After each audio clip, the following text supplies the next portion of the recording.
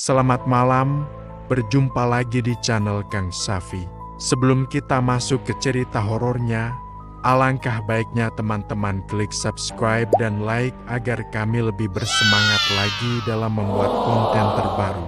Malam ini, kita akan menelusuri salah satu jalur paling angker di Pulau Jawa, Alas Roban. Bukan sekadar cerita dari mulut ke mulut, tapi ini adalah pengalaman nyata yang dialami oleh seorang teman saya, sebut saja namanya Budi. Seorang supir truk yang sudah puluhan tahun melintasi jalur ini. Kisah ini terjadi sekitar 5 tahun yang lalu. Malam itu, Budi sedang dalam perjalanan membawa muatan sayuran dari Jawa Tengah menuju Jakarta.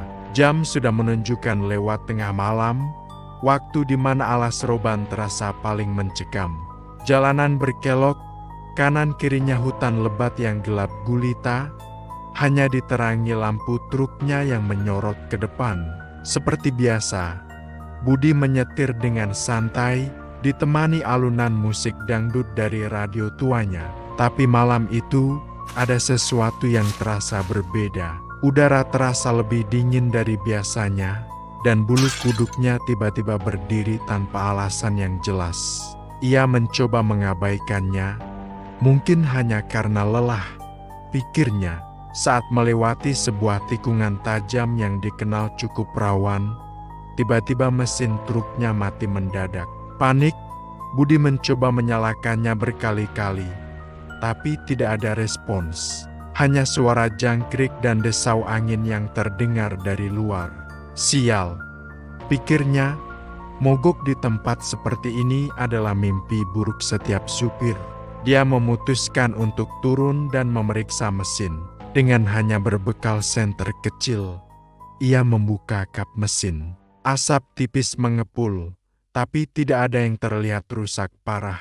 Saat sedang sibuk mengotak-atik mesin, dari kejauhan ia mendengar suara seperti orang menangis. Suara perempuan. Budi terdiam, mematikan senternya dan menajamkan pendengaran. Suara itu terdengar lagi, semakin jelas.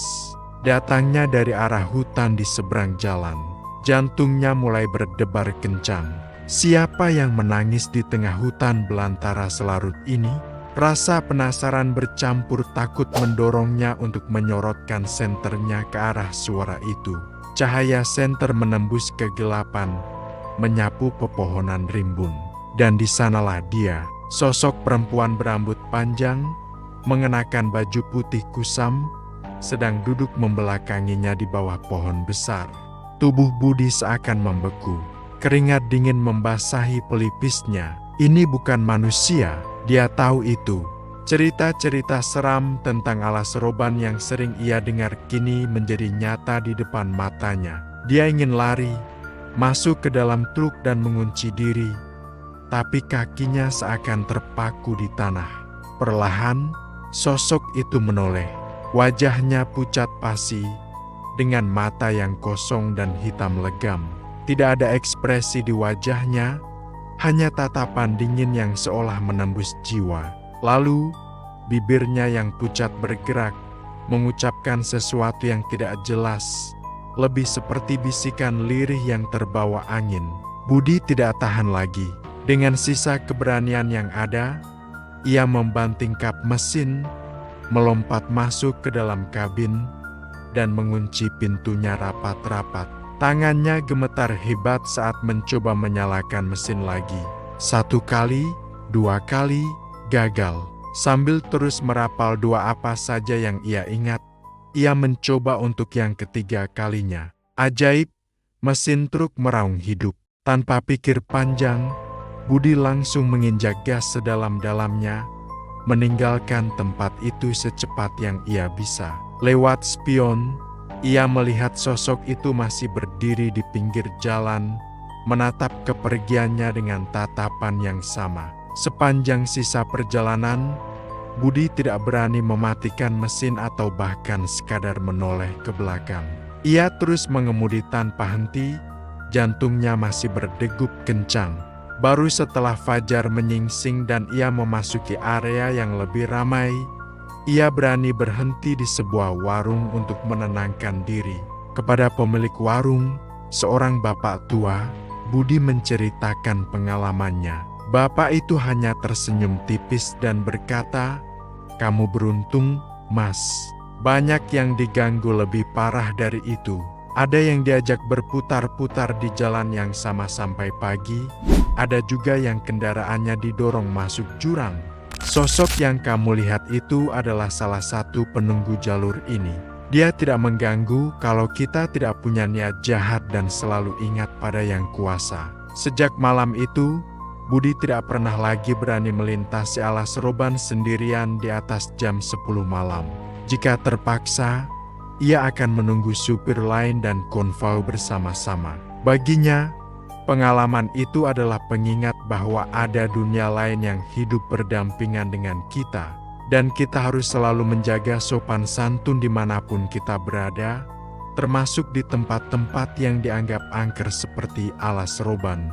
Kisah ini mungkin terdengar seperti fiksi, tapi bagi mereka yang pernah mengalaminya, teror itu sangat nyata. Alas Roban menyimpan ribuan misteri yang tak terpecahkan. Setiap tikungan, setiap pohon besar, seolah memiliki cerita kelamnya sendiri. Jalan ini bukan hanya sekadar jalur transportasi, tapi juga sebuah pengingat akan batas antara dunia kita dan dunia mereka. Banyak yang percaya bahwa arwah-arwah penasaran di Alas Roban adalah korban dari kecelakaan maut atau bahkan korban pembunuhan yang jasadnya dibuang di hutan ini pada masa lalu. Mereka terjebak, terus-menerus mengulang tragedi yang menimpa mereka, dan terkadang menampakkan diri pada orang-orang yang melintas. Ada juga mitos tentang pasar gaib. Beberapa pengendara mengaku pernah melihat keramaian seperti pasar di tengah hutan pada malam hari. Namun, saat mereka mendekat atau kembali lagi di siang hari, tempat itu hanyalah hutan lebat tanpa jejak aktivitas manusia. Konon, siapapun yang tergoda untuk mampir dan berbelanja di pasar gaib itu, tidak akan pernah bisa kembali lagi ke dunia nyata. Selain itu, ada juga cerita tentang bus hantu. Sebuah bus tua tanpa penumpang yang melaju dengan kecepatan tinggi, seringkali menyalip kendaraan lain secara tiba-tiba di tikungan berbahaya. Beberapa orang yang mencoba mengikutinya mengatakan bus itu menghilang begitu saja di tengah jalan. Terlepas dari benar atau tidaknya semua cerita ini, satu hal yang pasti, Alas Roban menuntut rasa hormat dari setiap orang yang melewatinya. Bunyikan klakson saat melewati titik-titik rawan, jangan berbicara sembarangan, dan yang terpenting, selalu berdoa memohon perlindungan. Pengalaman Budi adalah salah satu dari sekian banyak kisah yang lahir dari kegelapan Alas Roban.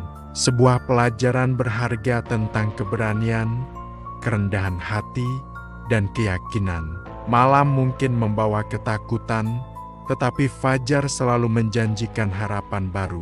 Bagaimana menurut kalian? Apakah kalian punya pengalaman serupa saat melintasi jalur angker? Bagikan cerita kalian di kolom komentar ya. Jangan lupa untuk selalu berhati-hati di jalan dan hormati tempat yang kalian lewati. Terima kasih sudah mendengarkan cerita malam ini. Jika kalian suka dengan konten seperti ini, jangan lupa untuk like, komen, dan subscribe channel ini agar tidak ketinggalan cerita-cerita seram dan misterius lainnya. Sampai jumpa di video berikutnya, tetap waspada.